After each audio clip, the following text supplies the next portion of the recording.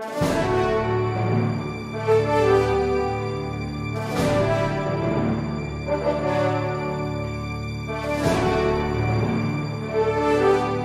or does not have the administrative implication. To do so is to deprive the court of the exercise of its administrative prerogatives. Madam Ombudsman, I fully support the powers of the Ombudsman. In fact, I was one who raised my concerns and my frustrations over the previous Ombudsman's failure to investigate many offenses of impeachable officials.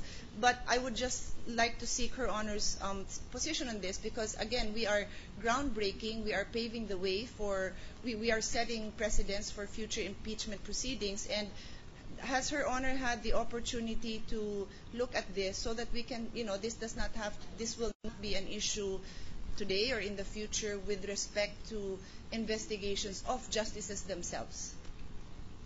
Because technically, let me just finish my statement, I'm sorry. If I look at the cases carefully, it would appear that the Ombudsman would have to refer these cases to the Supreme Court, and for the Supreme Court to determine or give the go signal for the clearance. So it seems to be a circuitous way of going about the investigation. But that seems to be the inclination of the Supreme Court, including a 2011 case, if I'm not mistaken, which involved retired Supreme Court justices. Yes, Your Honor. Thank you. In the case you mentioned, Your Honor, in the cases you mentioned, those are administrative in nature. Yes. So the Supreme Court said that if the complaint, even it were clothed with the nature of a criminal case, but it appears to be administrative in nature, then the Supreme Court, being having administrative supervision and control over officials and employees of the Supreme Court, then it should properly take cognizance thereof. Now, respecting your mention of an 2011 case, a recent case rather, yeah, involving, I think you're referring to then retired and still retired Chief Justice Davide and Alice Austria Martinez. Actually, I have not read the case itself. Yes. It was just given to me as this case was filed by Oliver Lozano. He was assailing their decision in particular land case. And the Supreme Court said that the ultimate intention of the complainant was to modify or set aside their decision, and they cannot do that. So eventually, of course, the Ombudsman dismissed the case, and while the dismissal rendered the case before the Supreme Court moot and academic, the Supreme Court took time to lecture on the Ombudsman why it should not have taken jurisdiction on the case in the first place, because it was sought to question the way the justices rendered their decision. I understand. So, in other words, Her Honor is basically confirming that in that case, what the Supreme Court laid down was the guidelines, and basically that was, if the case is filed in connection with pending cases, it cannot be used to overturn those decisions. But we make a distinction. I assume that what Her Honor is saying, we make a distinction that if a case is an impeachment case, and for example, in this particular case, which Her Honor would pursue following reports on impeachable offenses, then that would not fall under the Supreme Court's administrative functions. It would not. Is that what Her Honor is saying? Yes, it would not. Thank you. Thank you. Mr. President, may you recognize Senator Jingo Estrada. Gentleman from San Juan. Thank you, Mr. President. Magandang hapon po, Ginang Ombudsman. Magandang hapon po rin, Ginoong Senador. Alam kong pagod na ho kayo at 4 na oras na ho kayo nandito. Ngunit iiklihan ko na po ang aking pagtatanong. Isang tanong lang naman actually. Unang-una ko po nais ko pong ipamahagi sa inyo na ako po hangang-hanga sa inyo at malaki po ang aking respeto sa inyo sapagkat dati ho kayong maestrado ng kataas-taasang hukuman ng ating bansa. Ngunit paminsan-minsan ay naglalaro sa aking isipan na baka nagagamit po yung AMLAC o mismo ang inyong tanggapan sa mga tao o sa mga politikong kritikal sa administrasyong ito. Sana naman po if you can give us the assurance that your office will not be used to get back at the political opponents of the administration.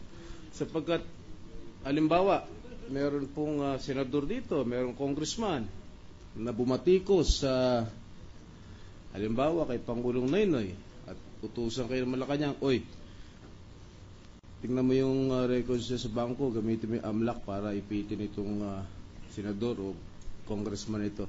Posible ho mangyari. Sana wag naman ho mangyari na balikan o gamitin yung Office of the Ombudsman o yung AMLAC para balikan yung mga critical o yung mga hindi sumasang-ayon sa kasulukuyang gobyerno.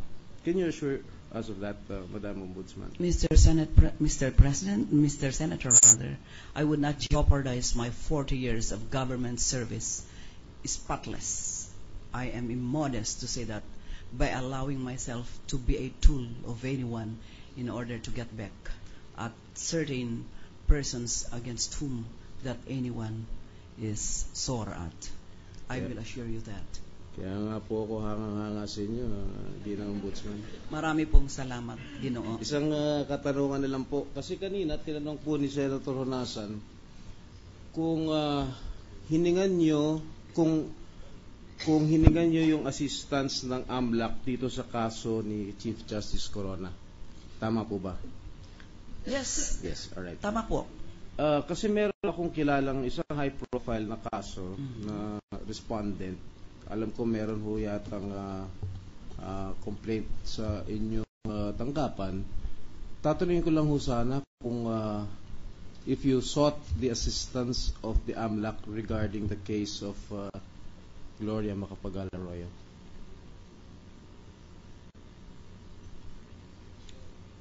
I think, on the contrary, it was they who furnished us. I don't know if it was on account of a previous request. Is Mr. Fangon around? He is the head of the Field Investigation Office. Right. Can you please enlighten us? No. I think he's not.